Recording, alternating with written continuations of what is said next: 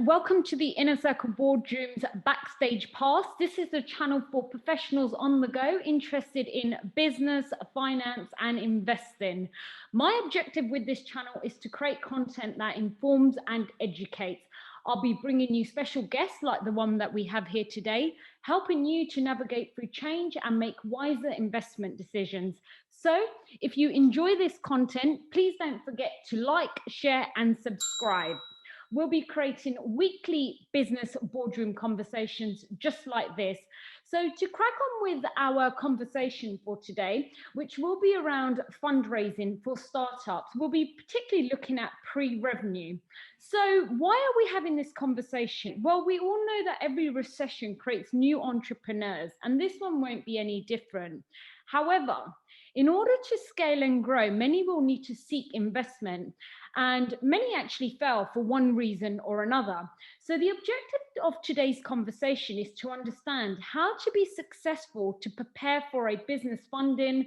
What are investors looking for, particularly during times of uncertainty? Now, I'm delighted to have Charlie on our conversation for today. Charlie has been helping startups and been in that ecosystem for quite some time, particularly around helping them to scale and grow.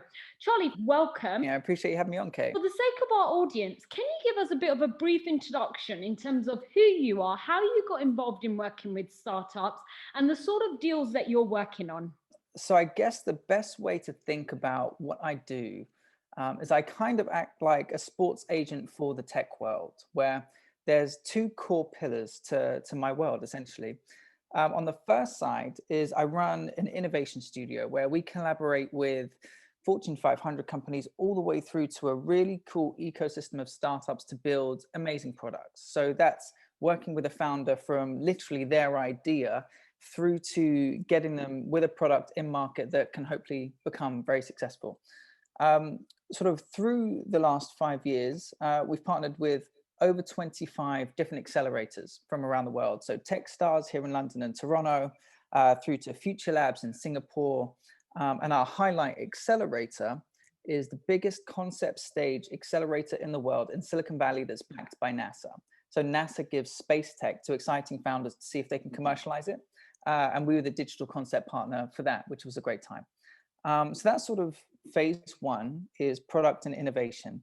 The second side of things, as you mentioned, is more on the investment side of things, where we help all types of different stages of startups raise money, essentially. And we do this through a global network that we created called the Peach Collective, which is top entrepreneurs from around the world who collaborate over the best deal flow that they've got in their ecosystems, so that our investment networks in each of our countries get access to some of the most exciting opportunities in the game.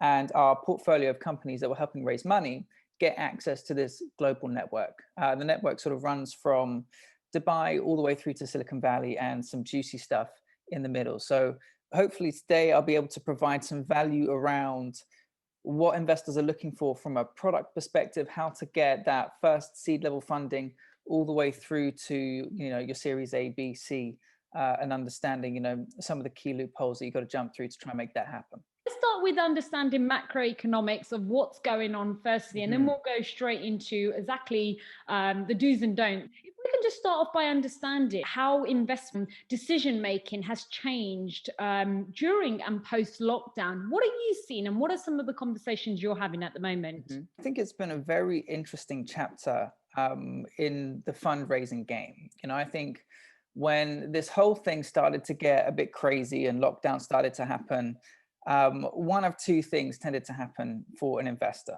right? You either said, okay, I'm not going to be active anymore. I'm just going to see what happens, see where the dust settles, and then we can start to make some more educated decisions.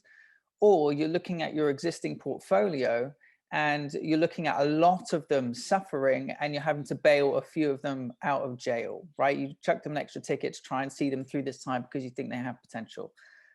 So what we found much more difficult was getting new investors active in new opportunities early doors, because it's, you know, investment is a risk game. You know, it's about understanding risk, taking the right risk, and no one understood what was going on, right? So unless you had an out of this world proposition, then it would be tough to get some early stage investment. Now, what did happen at the start of COVID is that there all of a sudden became hundreds of thousands, if not millions of startups that were all solving a COVID problem one way or the other. You know, you had sort of AI on CCTV cameras that could detect clustering, and if people were hanging out in groups, or you had a coronavirus vaccine in a pill, or all kinds of different stuff, right? So for the first 2 weeks, you're like, okay, this is amazing. I've got something that's going to really make a mark in this space. But then 2, 3, 4 weeks into it, you're still getting 10 decks a week that's solving some sort of COVID problem, and COVID fatigue started to kick in because people are like, I've just seen so many COVID decks now.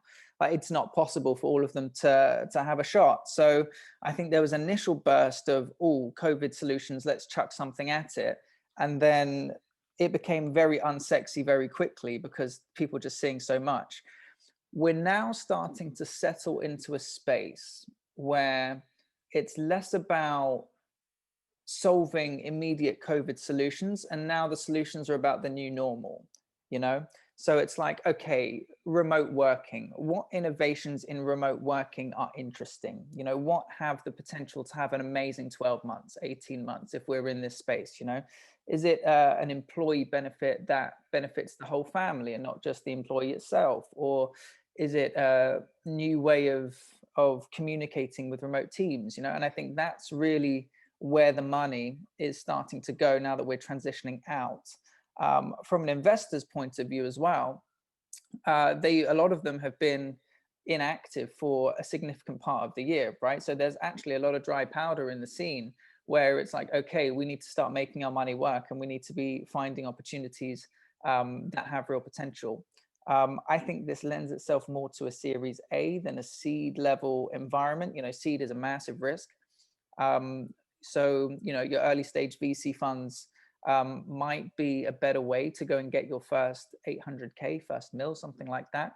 You know, unless you find some really exciting active angels. Let's just talk about some of those existing portfolios that you're seeing with some of your investors. There are certain verticals that have done very well if you get it right. So health tech is really doing well, particularly if you're looking at virtual wellness or digital wellness. There's a lot of action in that space. Ed tech is a really interesting one right now. If kids are going to be dipping in and out of whatever this new normal looks like, you know, there's a massive role that ed tech can play in sort of softening that blow to an extent. Future of work, as I've mentioned, really exciting space right now. Esports blew up at the start of this. So all of a sudden, when you've had a sporting environment where, whether it's betting on sports or it's watching sports, when the sports landscape dies, one of the main entertainment or live sporting entertainment funnels was esports, right? So esports had an amazing 3-4 months in terms of investment and startups in that space.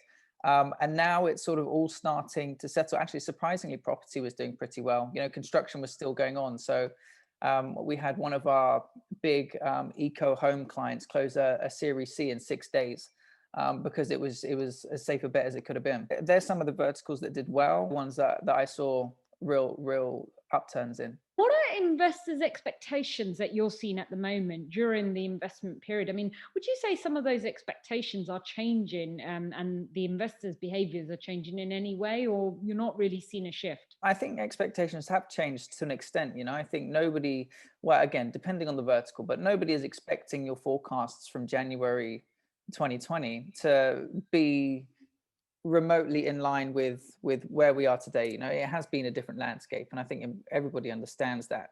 What I think is important is around the strategy that startups are forming in these times, you know, because I don't think this reality is going to go away anytime soon. You know, I think this is probably 12-18 months worth of still navigating this landscape. So as a startup, 18 months can be your entire life cycle, right? So you have to have a short and a medium term plan that enable you to be effective during this pocket of time. And I think investors are looking for that almost above everything. You know, from a strategic mindset, being able to find a way in a pocket of being effective that still helps you to achieve your long-term vision.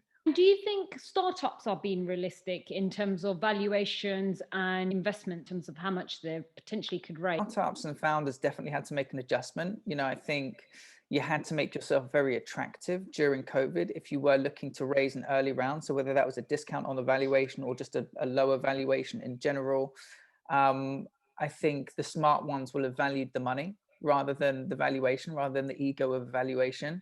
And there definitely will have been startups that have paid that price of, sticking to a £10 million valuation when you could have closed it at 6. Um, what I think is important is that if you're an early stage founder going through this chapter, right, and maybe you're looking to get a seed round together, the seed round is important, but the most vital thing for you is to understand what critical company events need to happen in the next 12 months during this chapter that are going to give you a valuation that supports a significant Series A. I think too many founders right now are focused on, I need runway, I need to raise £1 million to give myself another 18 months. I was like, well, okay, that's great. It's good that you're looking for 18 months. But the most important thing is that in those 18 months, or honestly, even 12 months, in those 12 months, what needs to happen for you to quadruple your valuation? Does the app come out? What are the engagement stats? What type of clients have you onboarded? And sort of that builds a narrative for you to then go, okay, my company's valued at 25 mil and I'm raising 5 mil for your Series A.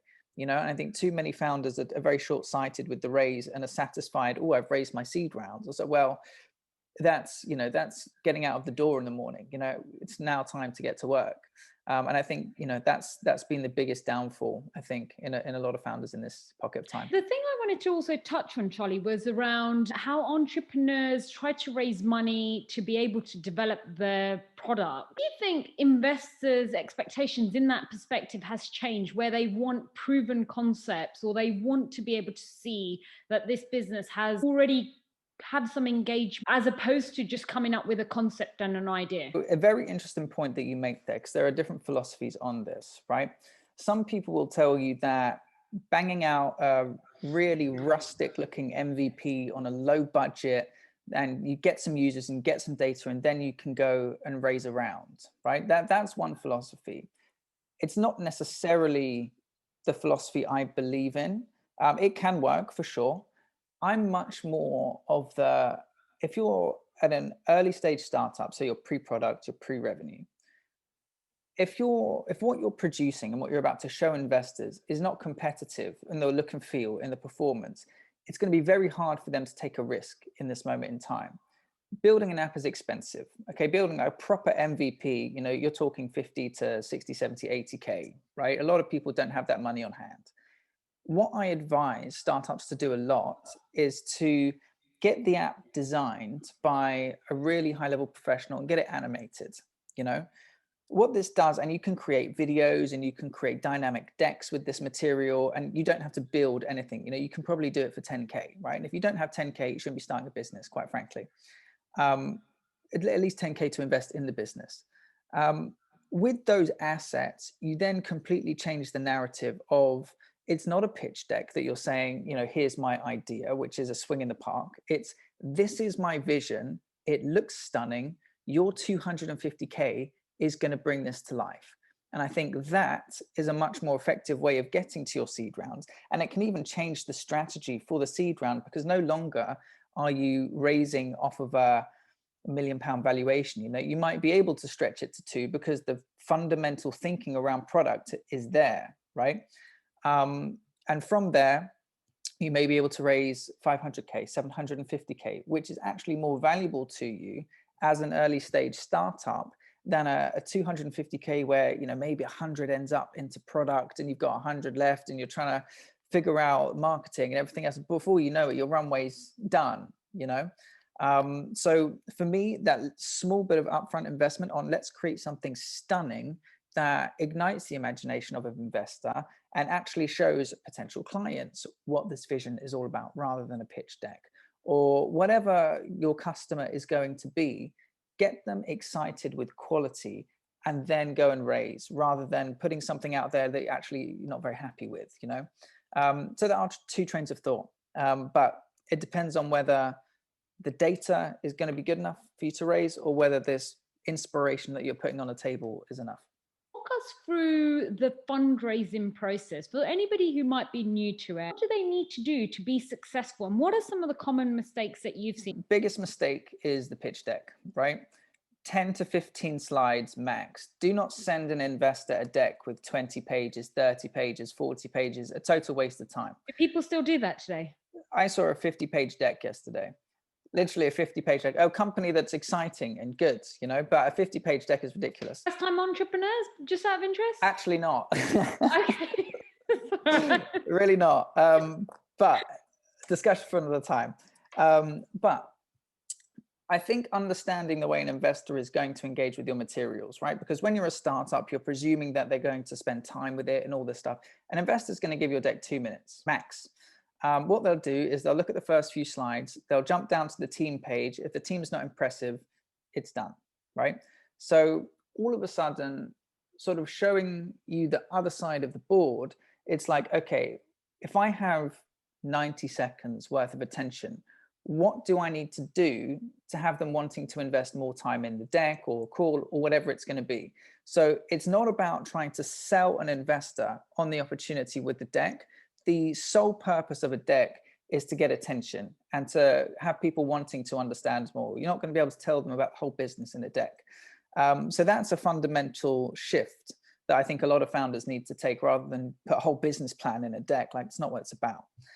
The second thing is, when you're a founder, it's such a personal thing, right? This is your baby. This is the thing you're hoping is going to change the trajectory of your future, right? You might be digging into savings that you're sending your kids to school with to make this happen, or selling the house, or borrowing money from friends and family. Like, this is the most intimate thing in your life if you're committing to it, right? Other than your family and everything else. It's very hard to have somebody rip up your baby.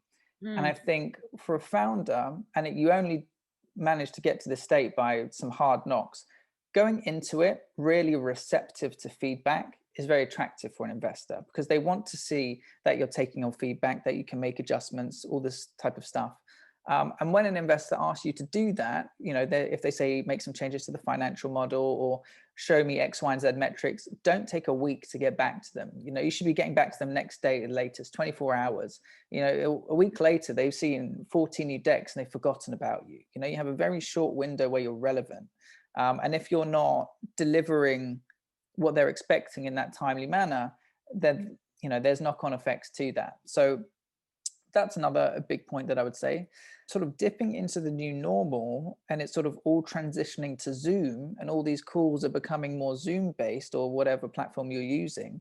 It then becomes, how am I effective in this environment? You know, you're no longer over a coffee having an energetic exchange where, you know, you can really get a feel for somebody.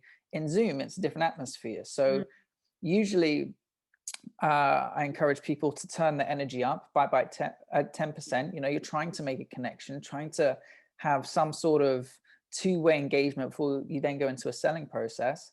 And, you know, your energy pocket needs to be different for different people. And you kind of have to figure that out quite quickly, where if I'm pitching to somebody who's has a VC background and is perhaps slightly older, I'm going to give a very different pitch to somebody who's an entrepreneur and an angel investor and has a startup also in this space, you know. So understanding who you're talking to, again, is a really key point. I always find the idea comes second to the person you're investing in, because they want to know who they're investing in, a bit about them and their journey, and some of their successes and failures as well, which adds value. Yep.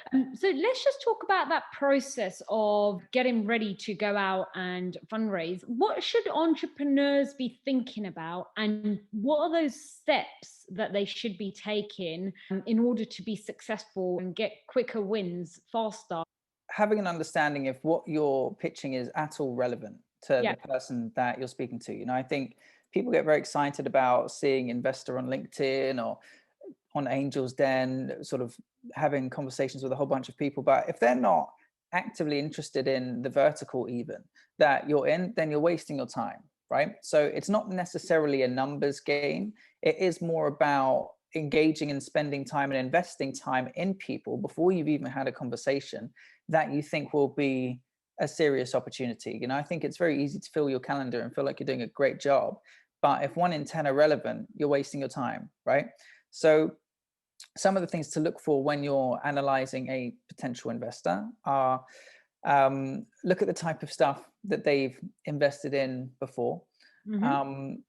Something that's actually really important is if you go onto Crunchbase or other similar platforms, you Bohurst, you have Zoom.ai, whatever you're using, look at the type of valuations of the companies in your vertical and the stage that they're at, and then you can look at who's invested in them at what stage. Right now, VCs and investors do like to have diverse portfolios, but if you see that there's some synergy around, okay, they've invested in 3 health tech startups at seed stage in the last 18 months, probably someone's worth having a conversation with if you're in health tech, right? So having an understanding of the type of pocket that they're in is important. And then again, with the deal size, don't be approaching VCs that do Series B plus if you're a seed level startup, wasting time. You want to make sure that there's alignment in what you're offering, what they're looking for, and then just following up. It might take 3 or 4 follow-ups to get a response out of an investor, and to an extent that's almost a test at times, because they want to see a bit of tenacity, a bit of hustle. If it was too easy, everybody would be doing it. So don't be embarrassed to chase, and mix it up. Have fun with it. It's as this is a story that's slightly off piste, but will make a lot of sense to a startup and an investor, right? So this was a while ago now, actually. My first intern taught me a lesson that has transformed the way I think about the game, the business. I get a lot of messages on LinkedIn about internships and stuff like that, and I don't manage to get around to many of them. There's just a lot of stuff going on LinkedIn. And this girl, I won't mention her name, but she wrote me a handwritten letter in the post, right? And she put a dice in with the letter, and she said, if you roll a 6, I'd love an internship, right? So I'm a human being, right? I'm going to roll the dice. Like, okay, let's go. Roll the dice. It wasn't a 6. So it's like, that's a shame. Cute idea, but it's a shame. The next week, I get another letter with another dice in there, right? She was like, if you roll a 6, I would love to come and shadow you for a couple of days. So sort of same message, different words. Rolled it, it wasn't a 6. 4 weeks in a row, I'm getting letters in the post with dice. And on the last week, I rolled a 6, and she came, and she was the first and one of the only interns that I've had follow me around. So all of a sudden, the narrative changed from, am I just approaching with the same stuff as always, or do I start to create human experiences that actually start to build a bit of a connection? Yeah. So I sort of took that inspiration, and sort of fast forward a couple months later, I was in Toronto, and I was trying to, on the studio side of things, I was trying to get in touch with a company called Sodatone, which is like a music platform. They had incredible AI that predicted whether the artist or song was going to be successful, right? So stunning AI, terrible front ends, looks dreadful. It's like, if we can get involved with the front end, this would be amazing. So tried reaching out a whole bunch of ways and wasn't getting anywhere. So I was like, do you know what? I'm going to make the founder a playlist, right? So I looked up who the founder and the co-founder were, and I have an Intel partner in Toronto, and I was like, can you tell me what type of music these guys are into by any chance? He was like, sure. I'll scrape their Spotify. So I was like, random, but okay. Send me back their top 10 played songs. So I was like, okay, I kind of understand the vibe. So put like a 15-song playlist together, sent it to them, and I said, if 2 of these songs make it onto your playlist, call me. Next thing you know, they called me, and we ended up doing the project. So as an entrepreneur, you have to start thinking outside of this box of, I follow up 2 days later, I do this, I do that. Like, if you can get the investor's attention, you have a better shot at standing out and having a productive conversation. I was having a conversation with somebody last week, and we were talking about the different avenues that one could take. One is develop your own team, Second to that is outsource some of the stuff that you've been talking about. But thirdly, we were talking about insourcing as well. So going to larger corporations, and I know you've done some of this as well, and actually creating an incubator within the business where they fund you. Right now, given the uncertainty, what do you think is likely to be more of a successful win? Is it going to those larger corporations and saying, hey, we're more agile, we can come in, invest in us? Or is it going out and grafting to get an investor to invest in your business idea? A lot of the big companies out there will have venture funds of some sort. So Lego Ventures, for example, or M&S have a venture side of things where they do invest in startups that can benefit their business one way or another, right? So if you've got something in retail, for example, a really cool bit of retail tech, maybe you're playing with the experience of post-purchase in retail. I think there's an interesting space there that's not really tapped into. It's worth having conversations with the big corporates that have small funds where you can say, hey, look, this is interesting as a venture, full stop, but you can tie this straight in with what you guys are doing. And it might be a really interesting little collaboration there. What that does is it gets you a big proof of concept client out of the gates, which is amazing for a young startup. Having a big company on your decks is a huge win. But you also, have the shot at getting a ticket. What I'll say is that a lot of these big companies right now with R&D are very cautious because, it's a difficult time for everybody. So understanding, like you said, which ones are doing well and might have the capacity to actually explore something, then it's not a bad idea. What a lot of them will possibly want is something slightly tangible, whether it's a video, whether it's an MVP, something like that. So as sort of a first phase, whether you're faced with an option of bringing people in-house, which there are definitely benefits for, or going and collaborating with an external team, also benefits for, it's really dependent on how you want to play the game, right? If you have a restriction on the amount of money that you're playing with, bringing a team in-house is an attractive option. You'll obviously have to give away a reasonable amount of equity in your business if you're doing it straight equity, or if it's a split between cash and equity, whatever it's going to be. You have to be willing to give away a sizable chunk. You can give a CTO 5% of your business, 10% of your business, whatever it's going to be. So if that's an option for you, then that's something there. The issue with that is that having one or two people do the entire life cycle of an app isn't that easy. UX, UI design, front and back end dev, if there's any machine learning or AI, like somebody with that type of skill set to be able to achieve all of those things at even a good level is unbelievably expensive, and will not be playing with a startup who just has equity to offer. Developers get offered huge money all the time. That's one of the verticals where it's a pretty safe bet that you're going to be on six figures relatively quickly. However, if you go to a studio where they have a team of people where sort of everyone plays their role, and they'd be able to knock it out a lot quicker. You can get an MVP out in 2 to 3 months, whereas if you're doing it in-house, it might take 6-8 months. It's expensive. Most of the time studios don't take equity, or they don't take a lot. So it's, you have to have the cash to play with. So it's a real catch-22, and it comes back to the strategy of, are we going to deliver something that is a little rustic but proves the value proposition, or are we going to go with something that we want to be competitive?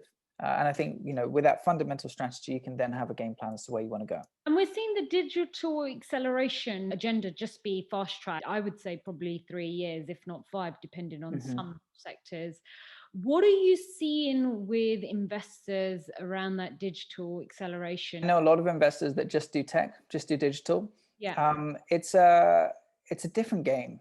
When you create something digital, its ability to scale is incredible, right? Particularly when it's an app and it's downloads and it's, that type of game. There's not really been many verticals that give you that type of pop, but at the same time, it's huge risk, right? Because there's X amount new apps launch on the App Store every day. I don't know the numbers, but it'll be in the thousands, tens of thousands. So it's not enough to have a great idea and to have a beautiful app, but it's about how are you going to go and get traction. If it's users, how do I get users? If it's clients, how do I get clients? And from there, particularly if it's a B2C play, I think one of the most important things is understanding behavior. If you've built your MVP, however you've built it, and you've launched it, this next 2-3 months is going to be the foundation for your next round of investment, right? So a whole bunch of key metrics that you really need to be trying to maximize. One of them obviously is users. How many users have you got? How many are paying? That's an interesting metric. How many download it? How many pay? If it's free, what's your model? Just understanding the relationship between downloads and usage is very important. How sticky is it? So how often are people coming back per week? Investors love sticky apps. The stickiest app in the world for me anyway is probably my email or Spotify, right? Love Spotify, listen to music in all different situations. So I'm probably on that 10 times a day doing something or another. Instagram, again, very sticky. The way that if you've seen the documentary recently, I can't remember what it's called, The Social Dilemma. The way that they're playing with brain chemistry, unhealthy in many ways, but very sticky. So how are you creating an experience that keeps people coming back? That value that I'm getting so much from it that I'm going to dip into it again. Another one is around if I have an e-commerce play, for example, what's the relationship between the regular purchase rate and the purchase rate on my experience, or how many pages viewed if this is a new e-commerce piece of tech? Does it impact these key metrics? Are they spending more time on these platforms? Having data that highlights behavior, then you can go to investors and say, look, it works. I've got 1,000 people using it this way. If you give me cash, I can turn that into 10,000 people using it this way. And that's really the fundamentals for really a Series A. I find AI and machine learning is a very big topic. Yeah. That type of business model, you need a runway of at least 12 to 18 months just to have some meaningful data that can be used in a very intelligent manner. But if you've just got an idea and a concept, which is AI machine learning, I always worry about those businesses because I always find they don't have enough touch points to be able to prove what the concept can do. Are you kind of seeing that as well? Do you find that investors step away because they're like, great idea, but not enough user testing experience and feedback loop? It's interesting because if you're an investor that's in the AI space, right, a lot of investors won't be because it's not something they understand. But if you've had a career in AI or you've had a startup that's done well in AI, you've made an exit, you understand the process with an AI startup, right? And I think with AI, it's not just that you need lots of data, because you need lots of data. But you need clean data and data that's actually meaningful, right? That works with your model. So for example, I had a health tech startup ages ago that was looking at, I think it was looking at MRIs or something like that, and using MRI reports to completely understand MRIs, help novices basically understand MRIs, because it's expensive to go and get that done and looked at and all this type of stuff. They had their hands on tens of thousands of MRI scans, but 80% of them weren't a good enough quality for the AI to read, right? So all of a sudden you've a tiny data set. So yes, it's about having a huge amount of data, but you need to have data that's clean and accurate and suitable, which is hard to get. If you're an AI startup, I think it's always going to be tough to raise money without proving that in some way the model is significant, that the model works. I think a lot of startups bootstrap to the point of having a significant outcome. That's why usually AI startups are founded by tech wizards, right? Because they can do it themselves, and they don't have massive costs to sort of supplement that with.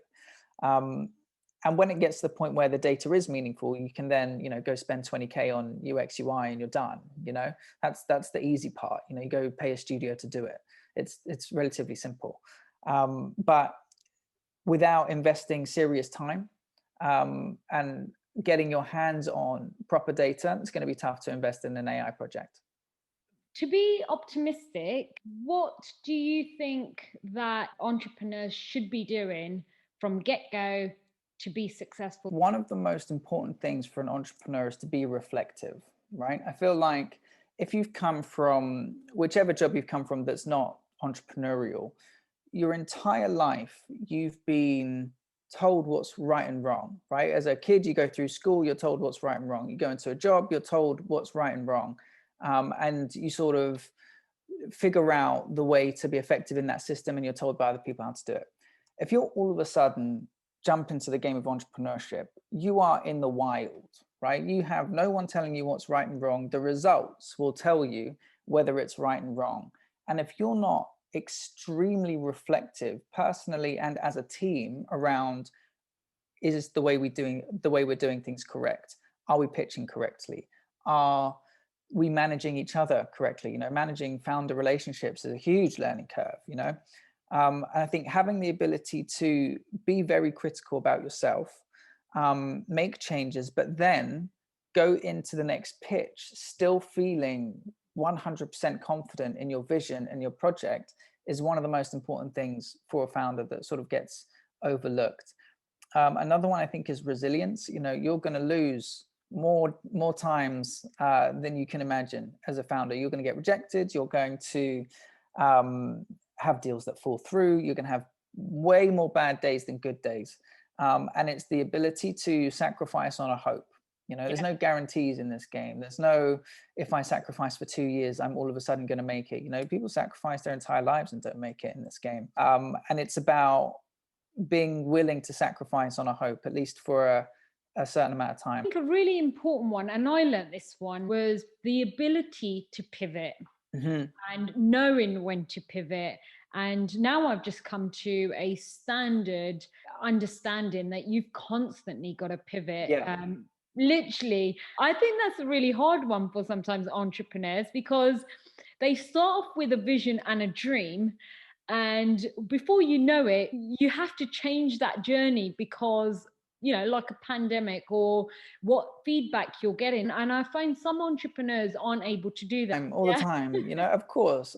And there is a balance between listening to somebody and their feedback and believing in your vision. And I think not everybody's opinion is equal. So if you're in health tech and you're on a health tech accelerator, right? And the person running that accelerator, who is an expert in this field, is telling you X, Y, and Z, it's probably worth listening to what they've got to say because they have a deep understanding of what you're doing. If someone that you're pitching to randomly at a networking event or wherever else is giving you feedback, listen to it, but at the same time, take it with a pinch of salt.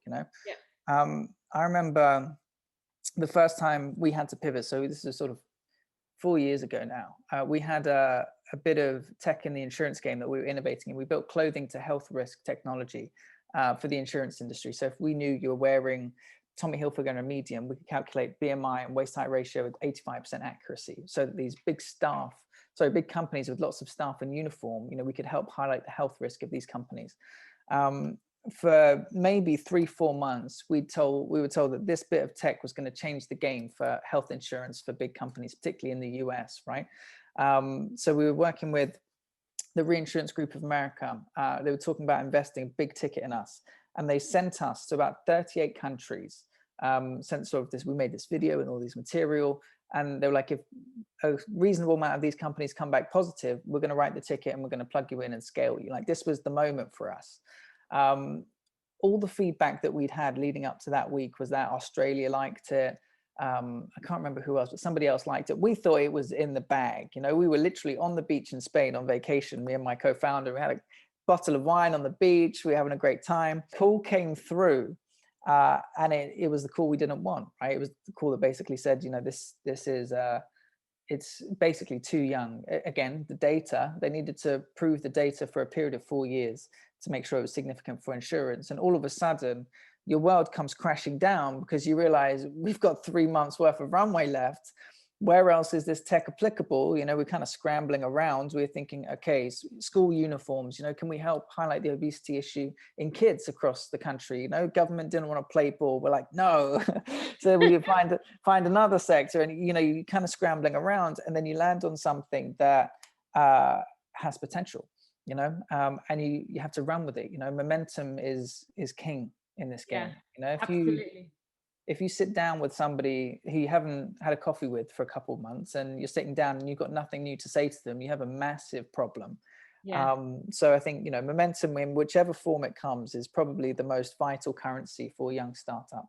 Do you think it really matters whether you've got somebody who's slightly a bit more mature, being around the block, or somebody who's quite young, innovative, free spirit, and just really broad in their thinking? What are you seeing with some of the conversations that you have with investors? Where do you see it being more successful? Tough to say, really. I think if you're a young founder, you need to surround yourself with an advisory board of serious experience, right? You have to give yourself some sort of credibility in the space. Otherwise, you're going to have very difficult conversations. Similarly, if you're a more mature entrepreneur, you can be quite scarred. You can be a pretty tough ride, and you don't have that light in your eyes when you're really dreaming and going big. You're much more reserved about your projections and your expectations, and Yeah. it's a different vibe. Some investors prefer one or the other. I don't think there's necessarily a what's right and what's wrong. But if you are a young entrepreneur, you need to get yourself high-end people in your sector to validate you and your concept by being in advisory in one form or another.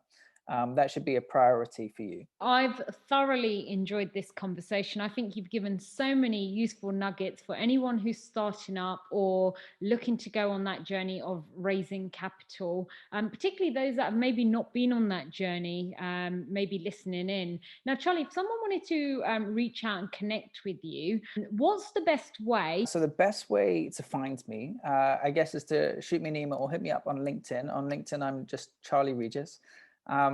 My email is charlie.regis@styliff.com. That's STYLIFF. Charlie, it's been fantastic having you here. I can't wait to re-engage in another conversation with you, maybe 6 to 12 months from today, and learn and hear from you about some of those investment deals that you're working on at the moment and what you've seen in the last 12 months. So great to have you here. Guys, I hope you enjoyed this conversation. I hope you found it useful. I can't wait to bring you more conversations like this. So don't forget to like, share, and subscribe. Let us know how you're getting on. Where are you struggling at the moment? Are you looking to raise capital? Which sectors are you investing in? What feedback are you getting from investors at the moment? How can Charlie or myself try and help you on that growth journey that you're on at the moment?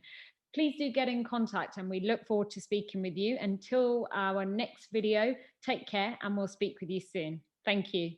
Bye-bye.